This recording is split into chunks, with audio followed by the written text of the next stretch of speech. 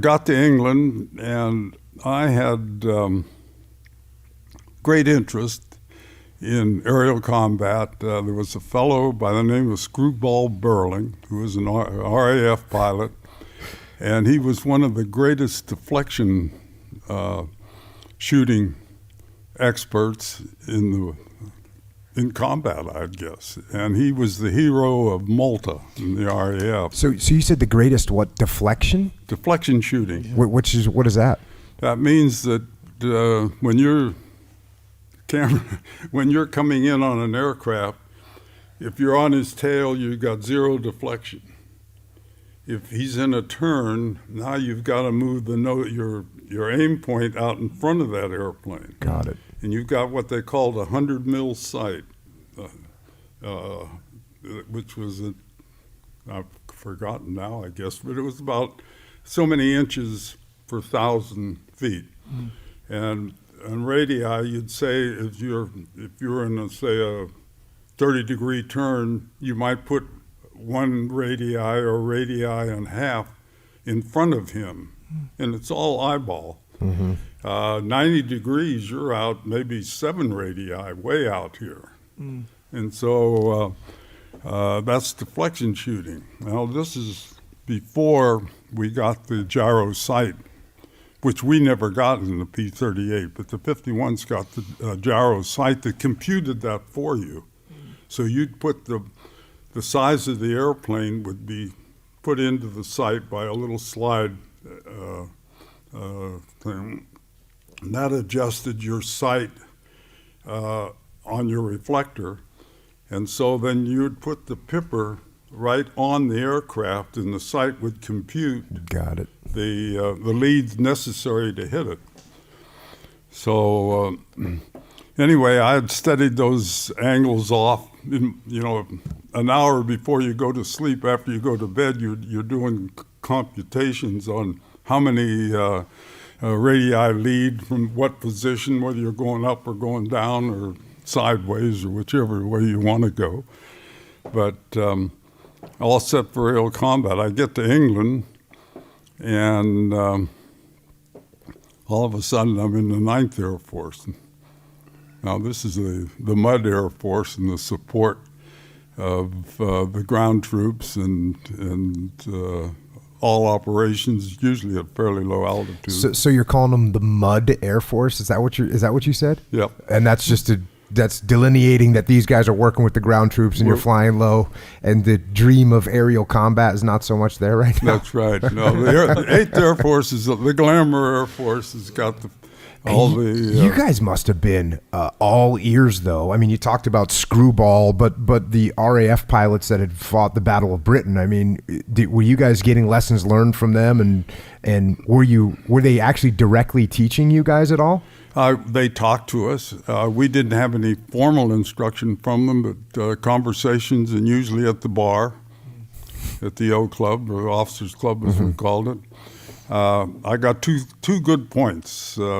The old RAF sergeant who had flown in the Battle of Britain told me that if you have a Jerry on your tail, do something violent.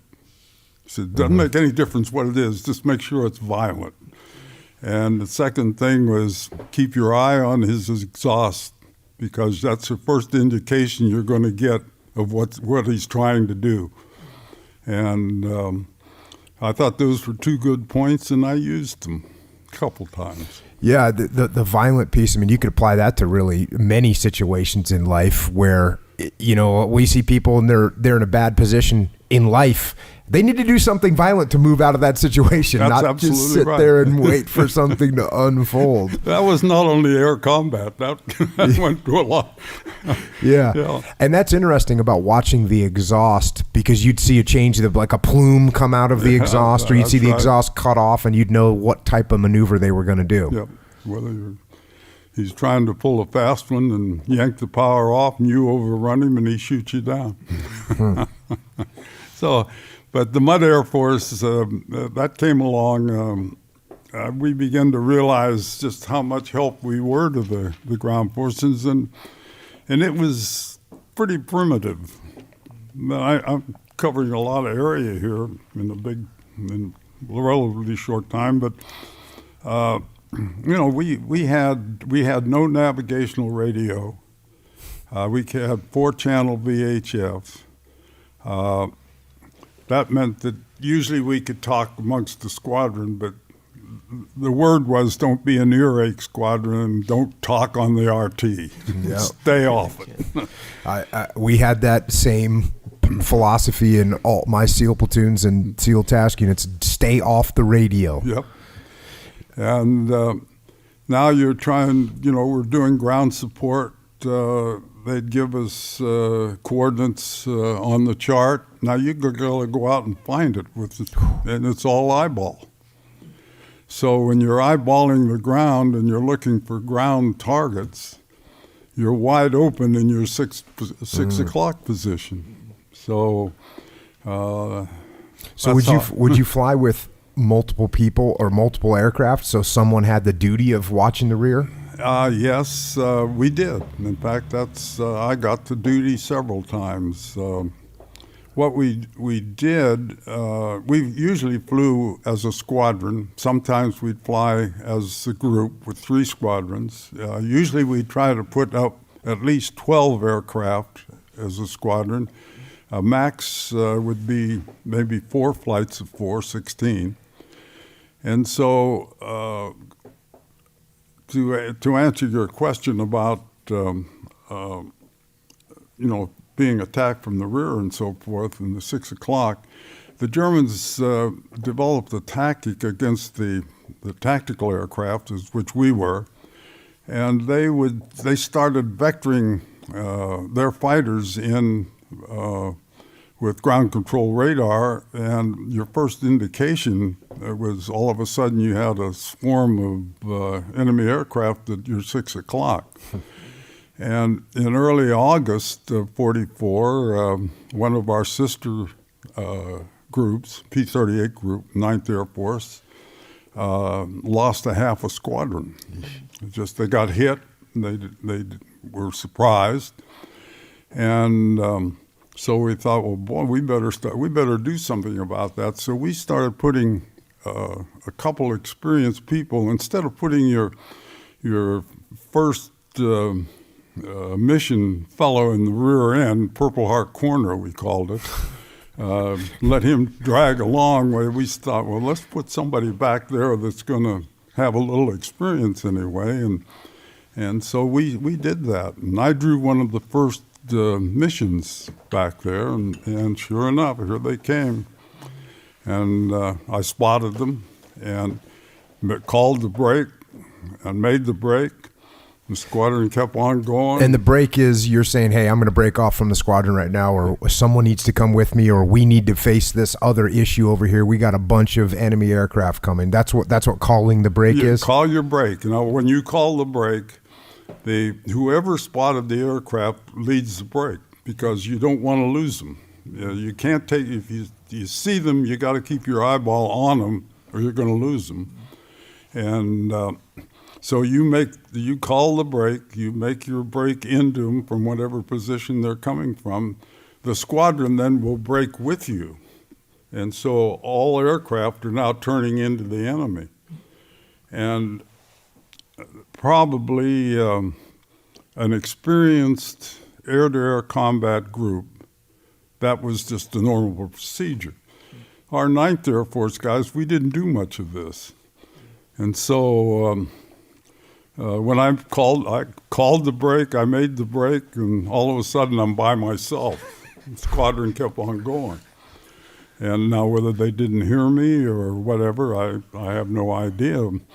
So all I had was a couple of FW-190s and a round circle sitting on a flat wing, and all lit up with 20 millimeters, and we got into a pretty tight turn, and all of a sudden I lost them in the turn, and I'm looking at my 6 o'clock, and you might as well have been facing backwards. It would have been a lot easier, but I turned around front, and in my gun sight, here's an FW-190. I mean, I'm on top of it. And apparently spotted me about the same time. I think I fired a burst at him. I'm not even sure. But he did a flick roll so quick that he just flick rolled out of my thing. P-38 wouldn't do that, the early ones. The later ones had aileron boost, and they could perform that fast roll, radar roll. So he got away from me, and I was in a perfectly wonderful shot position to shoot him down. So that was our first encounter. And the second encounter was the one where you'd read the citation. I made the break, nobody came with me, and I had more than I could handle. Before we get to that one, when you were doing close air support for troops on the ground, and you had 4 radio nets that you could be on, would you be talking to the guys on the ground? Yes, and sometimes you could. You'd be under with the controller. Now, the 9th Air Force was mainly P-47s. We had one group of P-51s, 354th, and they had been the pioneer group with the Merlin-powered 51, but they ended up in the 9th Air Force, but usually they were used with the 8th Air Force for the escort of the bombers. But so the majority, and the 9th Air Force was a big Air Force. We had a lot of fighter groups. I've forgotten now how many we actually had, but most of them were P-47s. The 47 was a great aircraft for close support. And we had 4 groups of P-38s in the thing. So most of the close support work was done by the P-47s. In a real max effort, we were used as close support. But the P-47 was very short-ranged.